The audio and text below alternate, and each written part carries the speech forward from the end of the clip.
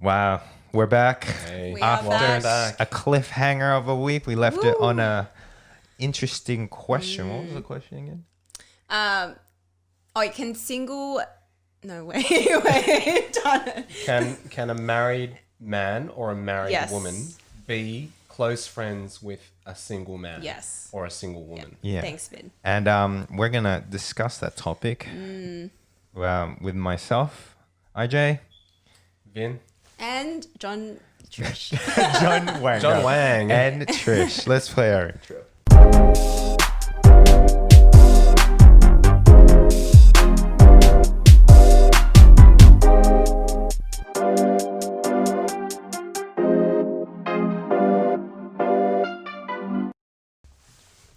That was so fun. Okay. Let's get going. No time to waste. We're Yeah. in. I think I have a question for Vin on Yeah, this because what's the you're question? about to get married in like a month or two. Have 10 you weeks, and Rach thought about it? Like what it might look like for you guys to be friends with other single people? Yeah. I don't think we've actually talked about this in detail. We might have had a conversation about it. But I think we want to... We want to try our best to maintain the friendships we have. And yeah, I mean, we're two people who don't like, I guess the relationships we have at the moment, she spends a lot of time with, her girlfriends, and the girls at church. I spend a lot of time with the guys at church. So, So not necessarily with the opposite gender. I think in group settings, yes. Yeah, okay. well, Yep. you mentioned before that there was an odd, well, not really odd, but I think it's a cultural difference because like in the Asian culture, when it comes to guy and girl friendships, we're very like, oh, there's a divide, and but I feel like because she's Anglo, she's Australian, she's more Anglo, and so the dynamic between male and females and friendships are a lot different. And I remember you just mentioned an experience like, oh, do you think this is like odd or is it okay? I'm not sure if I want to share this story. Oh, okay. Well, she has a really good friend from an old church. Yeah, and her good friend is married.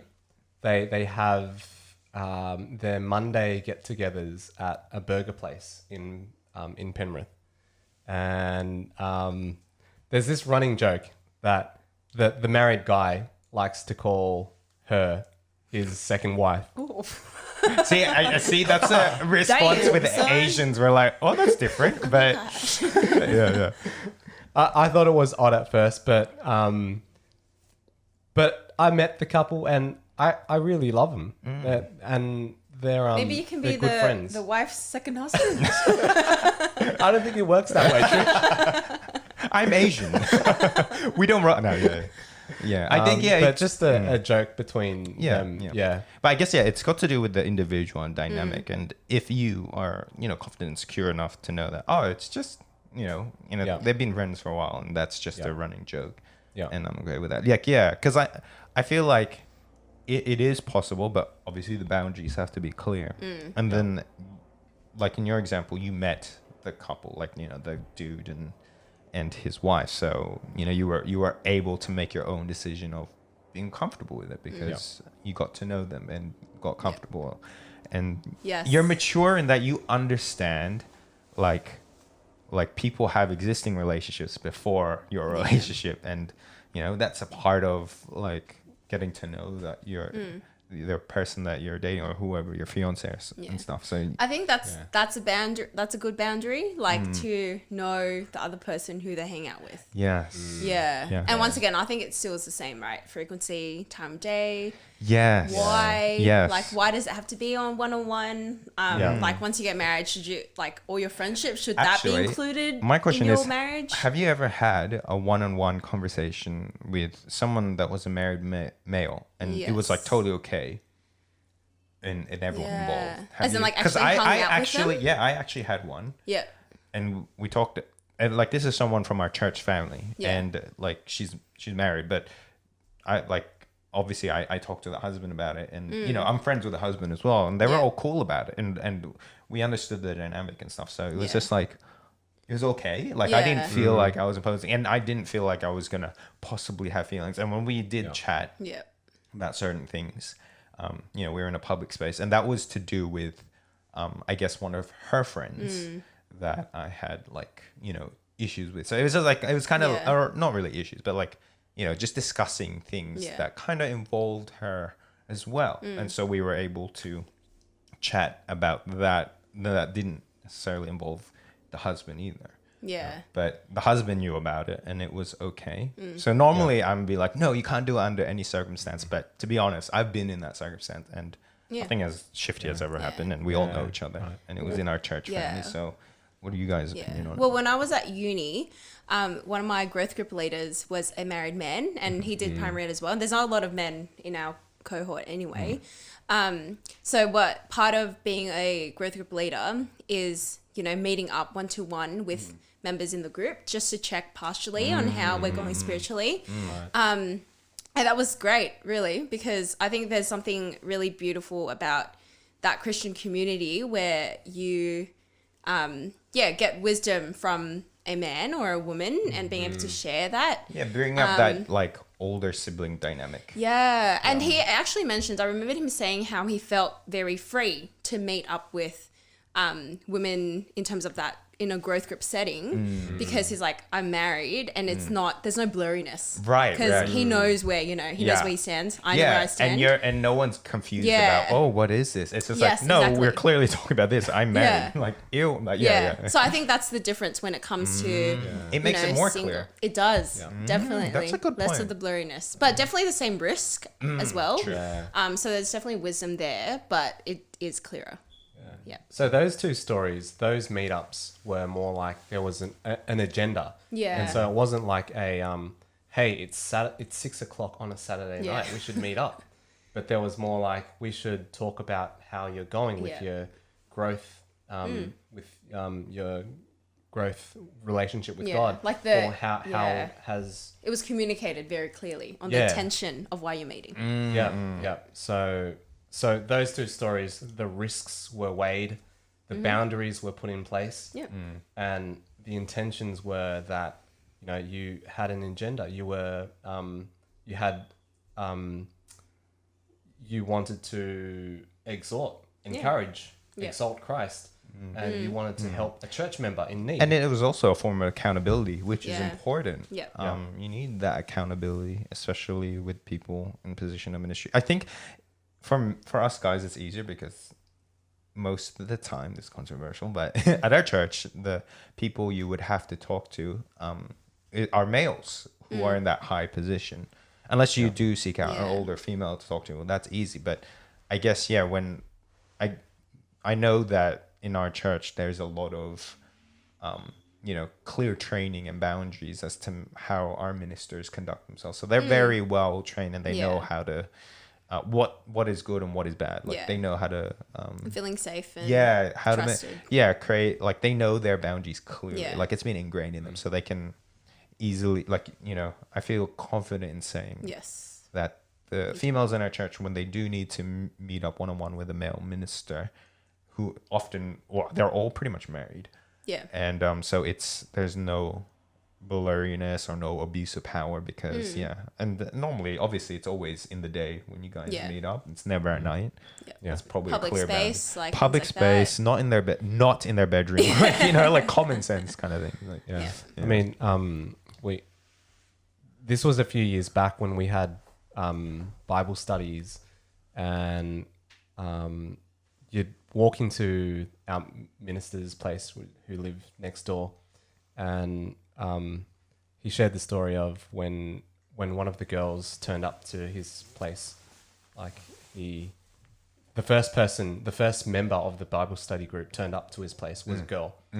So what he did was he just walked out of the house and he stood outside until the second person came. And then he walked in with the second person. There you go. Nice. So they have those strategies to deal with those awkward situations. I think that's a similar thing with like youth group when the leaders like arrive and they're the first one, and then the first, like if you're a male leader and the first happens to be a female youth, you're like, okay, let's go outside in the street and wait until more people come, because we're not going to be alone in a hole. Yeah. Like, they have those precautions for the safety of everyone involved. So that's why I think it's interesting, right? Because I think to the world that sounds really extreme. Yeah. But it's actually, well, no, like it's how we love other people, and to know that our flesh is weak, and to recognize that, like we're not as strong as we think we are. Yeah. Because the flesh is strong. Like we're all sinful and broken, and so I feel like anyone's vulnerable to sin, especially if you're put in a position of temptation. So I'm glad that there's definitely those precautions to keep and the Bible everyone says safe. flee, like Flee go, run. temptation. I had another thought. Like, say for example, you, IJ, and your cousins from Queensland, right? You guys have this intimate relationship. Your cousins are they're biologically you're related to them, but you can still have this tight, like you can share certain things with them without feeling like feelings will develop. Because you're related. And so if you think about it in the Christian perspective, I'm Trish's brother, Trish is my brother, Trish is my sister. And so if we think of it through that lens, it's kind of like if we think of each other as brother and sister, then like in that kind of true. Hey, because I can totally see you as my sister. Trish. Like, dude, we're the same person. We're freaking out how we like the same things. So we're like, good. you're literally we a both girl like version yellow of me. snakes. I know. We're both emotional. both crazy. Both crazy and hyper. Ellen snakes, guys. Yellow is the way to go. Never get natural. Definitely. I can definitely say I feel comfortable around certain things, but I think in that I still feel like I'm close with my female cousins, but once they get married or have boyfriends, like I tend to hear less from them, but at the time when I had even a girlfriend, I didn't talk to them as much, so I felt like the closeness we had in terms of just talking about our struggles, talking about singleness, when any of us were single, we all were there and supported. But the moment when things changed, it wasn't like we need to set a boundary. It was just an understanding of natural, the intensity decreases because we understand it's like, they have someone that they're confiding to now and stuff like that. And so there's nothing like sad or bitter about it. It's just like, I respect that. Like, obviously that's your boy. But whenever we're like, because right now I'm going through a season of singleness, and same with my cousin. We've been like praying for each other heaps and talking because she's just been sharing how she's been feeling, because I think she just wants a male perspective as well. And and so I feel like the intensity of our closeness goes up. But it's more of a natural transition. While I think when it's more ambiguous when you're not biologically related, kind of thing. There's more of a misstep, but I feel like it happens in this naturally. But yes, there is a close bond that we'll always have though, underlying, because we have that growing up, having that history, stuff like that. Because it's interesting that marriage is a very earthly thing, but actually being siblings in Christ is a forever thing. Like we'll have that till eternity. True. So it's good to work out how to be wise with that now. And also like recognizing that we might, stuff up. But kind of looking forward thinking to like the perfect relationship that we'll have with each other when we're with Jesus. So. And actually, I don't think there'll be marriage anymore. No, there won't be. That's interesting. Marriage isn't going to be in terms of like the earthly. Jesus is all we need. And I think that's a hard concept. But anyway, that's a hard concept to swallow right now. So we'll save that next time. What was was there another? The last one was married people being friends with married people. Yeah, which I think is pretty almost close to married people being friends with single people, because you have to think through the appropriateness of how intense your relationship is. Yeah, I still feel like I hear a lot of stories, even in the Christian circles, where married people cheat on their spouse with another married person from the church. So like we're not invulnerable. So yeah, like what do you think the boundaries are? Yeah, because that is a scenario that happens, sadly. Yeah. I think one boundary I can think of is, what do you talk about when you meet with each other? Like, is it like, oh, this is what I've been finding really challenging about my spouse, or like, I don't like this about this person, you know? So it leads to like this gossiping session. And then you kind of confide. Oh, and yeah, you're like, there's the danger. Me too. Yes. I wish they were more like you. Like, you know, those like sneaky comments that can lead and like topple over to. I feel like it's more dangerous to be close friends with another married person, because what's the point? Like, that's the question you would ask. Why are you so close to someone of the opposite gender that you're not married to? Like, what's the point of it? That's just the question. Maybe it's like a pre-existing friendship that we've talked about before. Like that's But like family, I feel like my example, it can naturally decrease because there's a respect for it. I think there's also the idea of like, it ties in with the individuals respecting the boundary of marriage before that you've both made with each other before God. So that there's that like kind of seriousness to it. And so if there is something that can cause you to stumble, especially if it's another married person, and you know that's not a out of normal scenario, like that's a common thing, then definitely flee, as you said, from it. And I think a part of friendships, especially with opposite sex, requires quite some deep sacrifice. Like sometimes actually means not being friends with that person. Yeah, I think people going into relationships forget that. Like sometimes when you get married, someone it's sacrifice, and you have to say goodbye to something. Yeah. And kind of like the grieving of that as well. Yeah, that's heading into a topic I want to talk to about in the sphere of friendship, but we'll save that for later. But anyway, what was there? Anything else? Yeah, I think. Well, I can picture friendships between married couples in certain settings, like friendships in terms of, like the both of you can do ministry together. You can meet together for. Meet to plan stuff in ministry together. Yeah. In the bounds of friendship, but in an open space kind of thing, and in the public area. I think I think the red flag would always be if you complain about your spouse to another person of the opposite gender that is also married. It's just like, don't do that. Unless that's your like, you know, relative. But you know, like I think you can always find great advice from older, like if you're a man, a older godly married man, you can find good advice from them. Or if you're a female, older godly female friend, that could probably give you more helpful advice and insight. Because rather than someone who isn't the same age and same stage, and you know, like it's just like, to me it just doesn't make sense to be doing that, because I'm just like, and I think like even reaching out to friends who are single, like doesn't, just because they're not married doesn't mean they don't have, you know, wisdom to share for a married couple. Like sometimes I feel like we might get stuck in that like lens of like, oh, I can only seek marriage advice to, you know, someone who's married. But it's like, well, maybe, you know. Like I feel like when you are single, sometimes you do have a fresh like perspective of things that maybe some other people, like married couples, might not see or think. I feel like I give a lot of good advice to people who are like in relationship.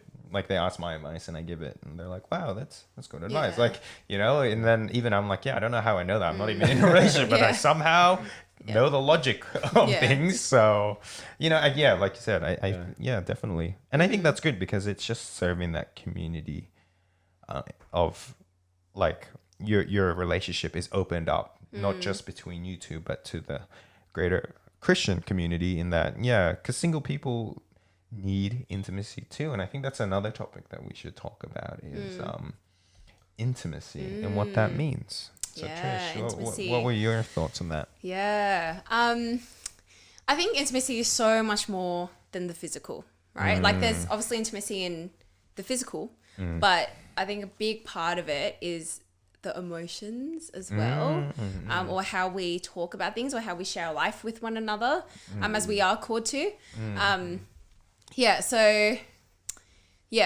Real friendship requires real intimacy and real commitment in community. Yes.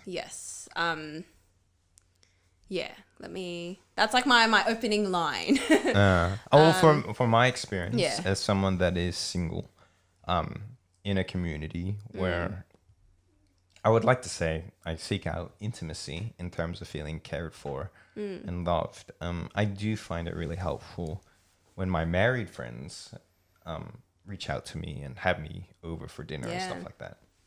Yeah. Sorry, just gonna burp. Oh, a trend. Yeah.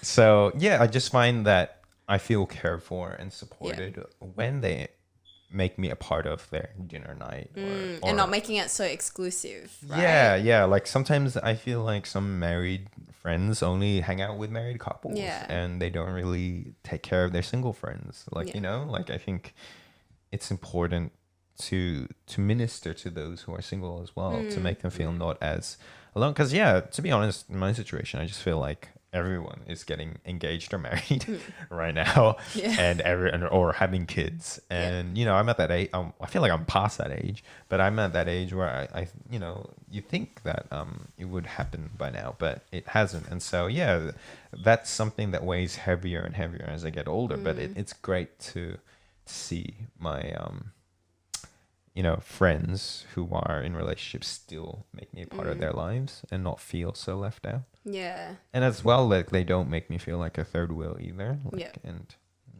I wonder what it looks like for a good, healthy intimacy in a church setting. And like it's like a whole church, like what, like how do we practice that? How do we live that out and not just talk about it? Because I think that's one of the main, purposes of this podcast is to start these conversations, right? So people at Barney's, a shout out to you guys. Yeah. Maybe whoever's listening, think about, how can we grow in our intimacy as a Christ community? And then you can, tell us.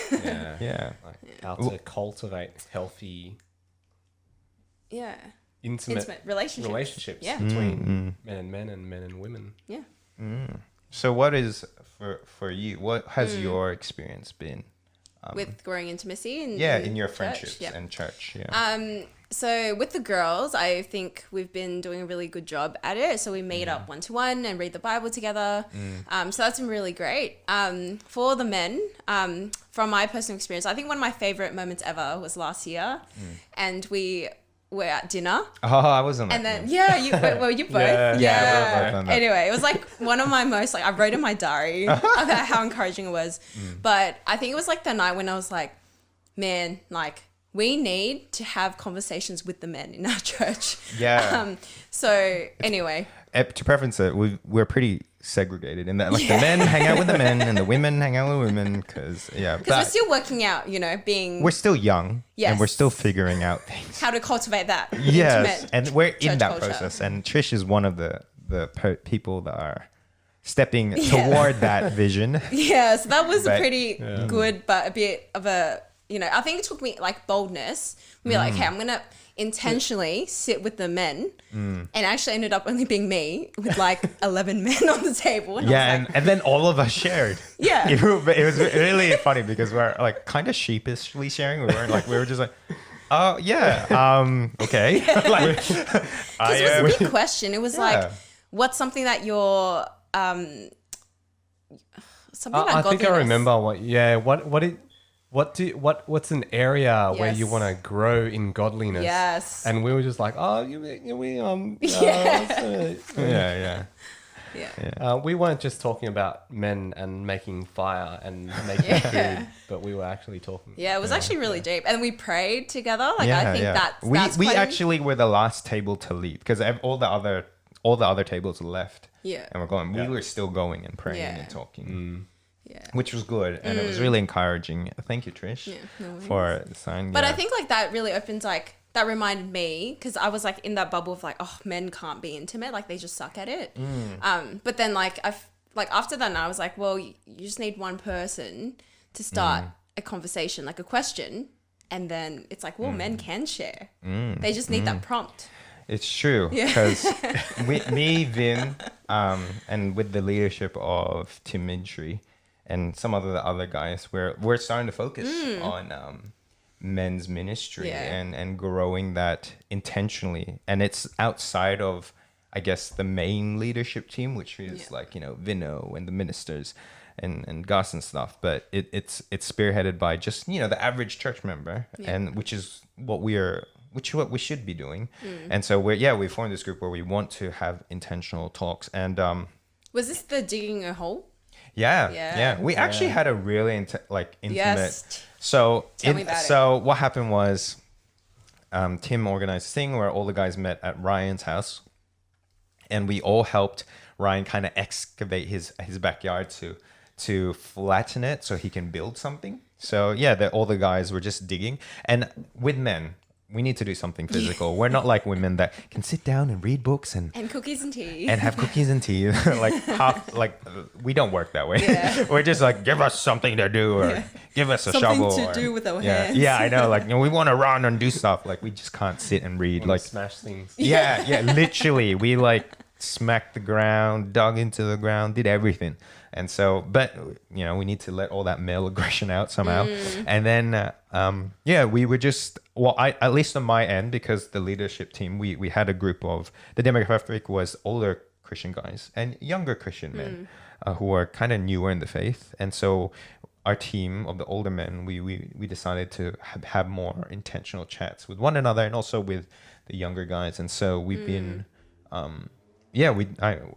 know I was intentional in talking to some of the guys. I talked to you, Vin, about, your plans with marriage and how's that going. And so I talked with other dudes as well. Yeah. And then I think everyone was doing that. And then toward the end of the night, we all, a group of us sat down around the campfire, fire that we made. And then we just shared our testimonies. And so we just shared, and it was really good because it wasn't even the older Christian guys that initiated. It was actually the younger Christian. So we have this new Christian named Tommy in our church. Oh, Tommy from Orange. And then, so we first initially asked him, how are you feeling about being a Christian and stuff? And he's like, I'm still figuring it out and that. And then he ended up just asking, can you guys share testimony? Yeah. And so we went in a circle and all shared who Jesus was to us and why Jesus is important to us and why we shape our lives around Jesus. And so, by the end of the night when we all shared, there was some tears for some guys as well, because we were just sharing. Boys can cry. Boys can cry, and that's okay, because feelings are important. And that is not weakness leaving the body, as how the world has taught you. Yes. Let's fight this toxic male masculinity that's been, ingrained in our culture and say, no, it's okay. Vulnerability is strength. It's harder to show your emotions for guys than it is to keep them in and be strong. That's the easy thing to do. Pretending you're all good when you're not is easy, but being honest about it and letting it out is important. And I remember in our leadership for men's ministry, we had a chat about vulnerability, and I was like, guys, this is out, because I'd like to say about this. I'm passionate, and I feel like I'm pretty good at making anyone open up. I think that's a spiritual gift. Yeah, maybe, because legit, I can make any guy tell me their deepest, darkest secret. They all Praise tell the me. Lord. And even some guys are like, I've never told this to anyone. But that's just because the reason why they can is because I'm super honest about my struggles and my sin. I am super, super honest. Okay. But intimacy and community requires us like you to share your struggles. So right? that was my next thing, because I made it a point, because I remember Tim, being the organized man he is, had a PowerPoint, and he left it to us and was asking to us men's ministry leadership teams, what does it mean to be, how do we check up on one another and stuff like that? And I was like, I'd like to expand on this. And I want to expand on this in that it's not enough to say, are you okay? That is not where you start. I feel like if you want people to really be vulnerable, you have to be vulnerable first. And so the key thing is to share about your struggle. So you go first and say, can you pray for me? I'm struggling with forgiveness. And then after that, they're like, oh, wow, you struggle with things. Like if you're vulnerable and you're able to show that, you know, you're not perfect, and people tend to be like, oh yeah, like, and then you can reach out to them and say, do you want me to pray? And then people tend to open up after that. And I think the first step is important in that you are able to show your struggle. Yeah. And that's hard for men to do. Yeah. That's really hard for men to do. Because I think that takes humility. Yeah. Yeah, it definitely does. Definitely does. Yeah. And it's hard to admit weaknesses too. Yeah. It is something that I feel like us men are conditioned not to do. But no, we need to fight against that and start being honest, because I think there is definitely a connection between men not being honest and keeping it in and addictive behavior, whether it be seeking it in gambling or even pornography or this and that. Like I feel like people, or healthy Christians who are in a healthy relationship with God, don't exhibit those symptoms of sinful behavior because they've dealt with the deeper issues, or they've like, because I just feel like, I've struggled with things in the past, and I found that it was, I used to always focus on the surface level, like the sin on the top. Yeah. But I didn't think, and I would always stress about those things on the surface, but I didn't look in the deeper things, whether it be deep childhood trauma or whether it be deeper issues that I haven't really faced, but I'm very passive about. And so I want to try to like say, like, let's get past being passive and being okay because you think you're being okay, but really you're not, because it's coming out in unhealthy behavior.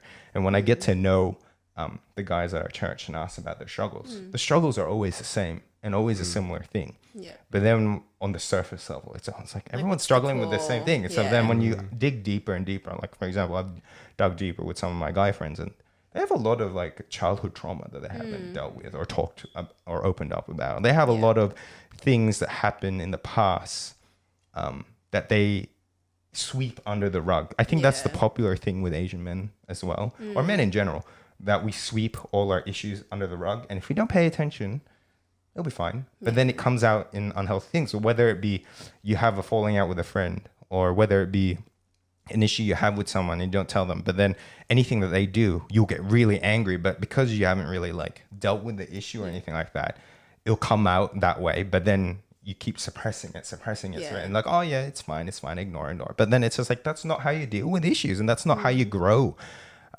especially grow in Christ. Like, you know, we're supposed to, you know, if we have any grievances against each other, we need to bring it up to them, to God and to them. And if we ever want to serve God, we have to deal with those issues first. And it's all going to come to light one day. Yes. I think that's the part that we need to remember. Yes. Is that everything we try to suppress and everything we try to hide, Jay's going to be like, kabam. Oh, yeah. It's all written down, I've experienced that. Like, reality check. Hopefully, in the future, I'll share my testimony. That'd be good. Yeah. And to be able to show the ramifications of keeping things in the dark and keeping things deep down in secret, and how that manifests itself into unhealthy behavior, because I haven't dealt with the core heart issue. But at the end of the day, if you do deal with it, God can heal your brokenness, and God can, Jesus can like help restore your broken heart and get you to function the way that God, and give you a new one, and function practically like a Christian should.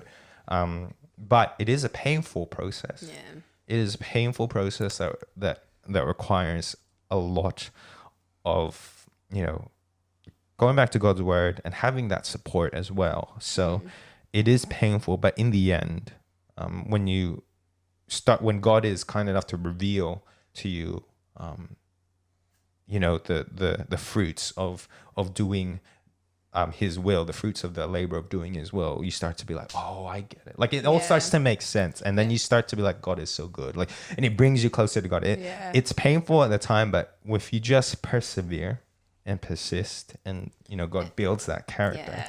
Well, we learned from growth last night. Romans 3. Romans 5. Oh, Romans 5. 1 to 11. Yeah. But so we were able to grow, and when you do persevere and have that character, it builds that hope. And when you have that greater hope, you have that peace. You have that understanding, and that pressure of feeling like you need to fix everything or amend things it's all done on the cross through Christ Jesus. So. And we are called to be peaceful with each other as well. Yeah. Yes. Yeah. Wow, we dig deep, and I love it. Yeah. This is so good. Yeah. Another topic of friendship, actually, I wanted to bring up. Yeah. I feel like everyone growing up will always go through this at one stage or another, and that's the topic of friendship and letting go of certain friendships, or the grief of saying goodbye to a friendship. For me, I've definitely felt the sadness that comes with an ending of a friendship, where you're just like, oh, like you're close with friends or a group of friends or a certain friend, and you're close with them, and then all of a sudden either you drift apart or you have a falling out. But once that friendship goes, there's that sadness, and I don't think we address that ever growing up. Like, saying goodbye to a friendship is hard, and it's sad. And do you guys have any experiences where you guys had to say goodbye and it was hard? Yeah, I think a lot of my goodbyes in friendships were that transition between primary school to high school and then high school to uni. And I think at first it felt really like low level because it was like forgotten, until I was like, oh, wow, I used to be best friends with this person. And the sad part, I think, is not recognizing the change until you recognize it.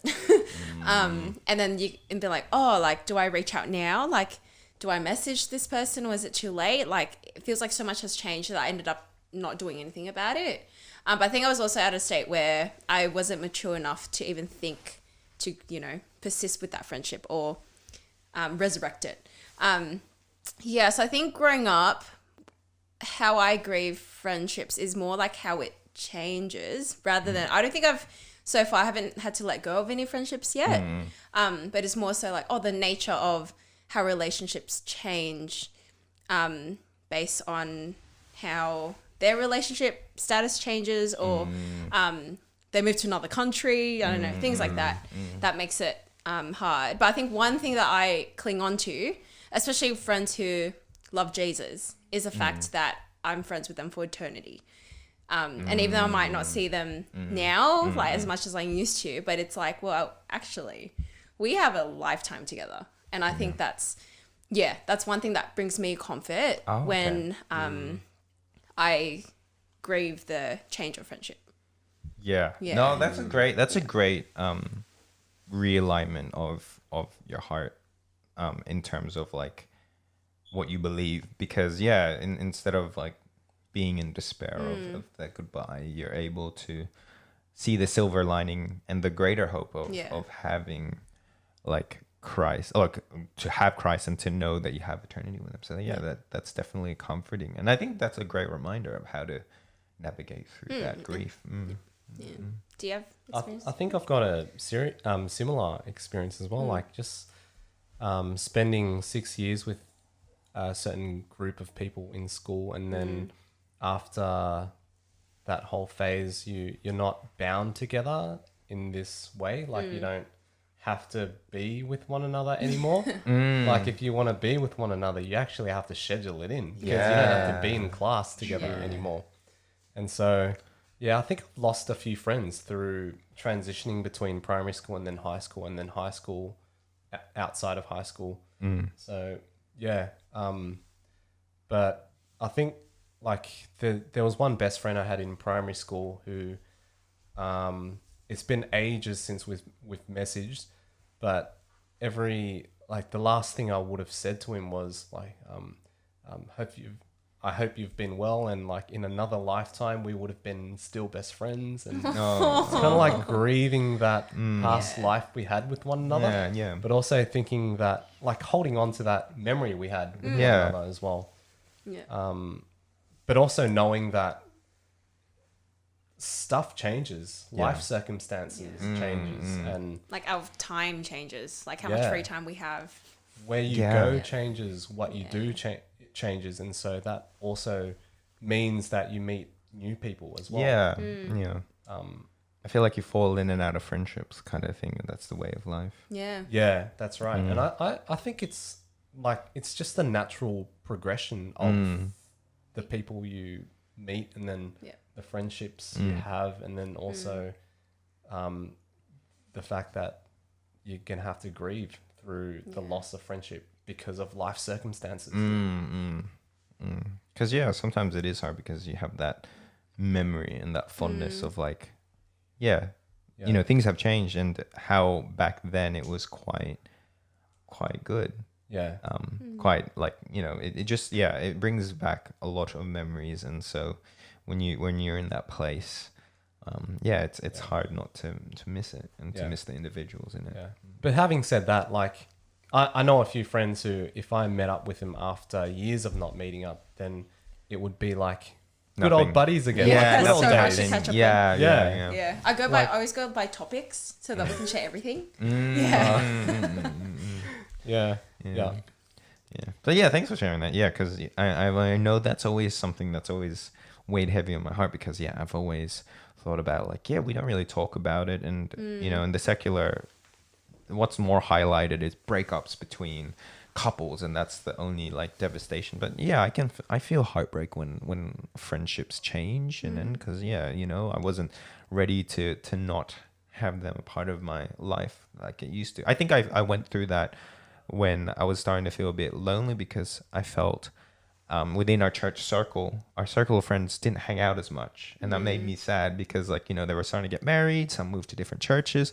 And so there was just this season where I didn't feel as connected as I used to, because we weren't doing life together the way we used to.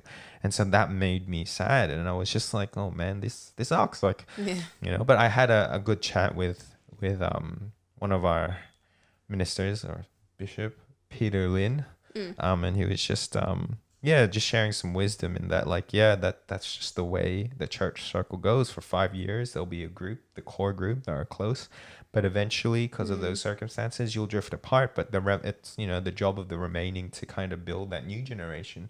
And I think the men's ministry, we're trying to do that. We're trying to like bridge that gap of like, yes, the core are getting married, so let's create a new core with the young ones that are turning up, that are going to church, because these are like rare things that you find in nowadays, because there's not much young people that stay at church. And if there is, like, we need to invest our time in that, so that they can become that core and build up the incoming generation of people following Christ. So and like figure out like which friendships to invest in is a whole other thing that we need to think about too. Discipleship. Oh, that's another topic. That is oh man, this is... Do what I did, adopt a child. Adopt a youth. Wait, I was like, who is it? You know, my roommate. Dude, that sounds so bad. No, but he's a part of our family, pretty much. But I think like probably the last thing as we wrap up, friendships. I think overall, you know, man or woman, I think the main job and the main purpose is to edify each other, or in other like non-Christian jargon words, is how can we be encouraging each other as we step, you know, a day closer to seeing Jesus in his fullness, is the main priority in every single relationship. Is like, how can I care and prioritize this person's holiness? And that relates to all, right? Single, married, widowed. The Pharisee in Matthew says to Jesus, what is the greatest commandment? And he says, first to love your God, and then second to love your neighbor. So Amen. To love one another. And I think on that note, that perfectly encapsulates what friendship should be about: loving God and loving one another. And so thank you, Trish, for being our guest. So energized. So hyped. And yes. Thank you. It was a blast, and hopefully in the future, would you be interested in having an all-women's I would podcast? love that. It might go on for hours. It'll be a 3-hour special. 5-part, 3-hour special. Yeah. 5 seasons of just of the same topic. And the one topic. But thanks. Thank you to Vin as well. Thank you to both of you, my besties. Okay, we'll keep talking about that. Actually, we'll keep talking about it. Insert photo of our current feelings. Should we recreate a photo? Okay, let's try it. I'm in the middle. Thumbnail time. Now, just do the poses that we're doing. Okay, how's it? Ready, set, and go. And that is good. That is good. And on that note, till next time, you've been listening to Deluxe Corner.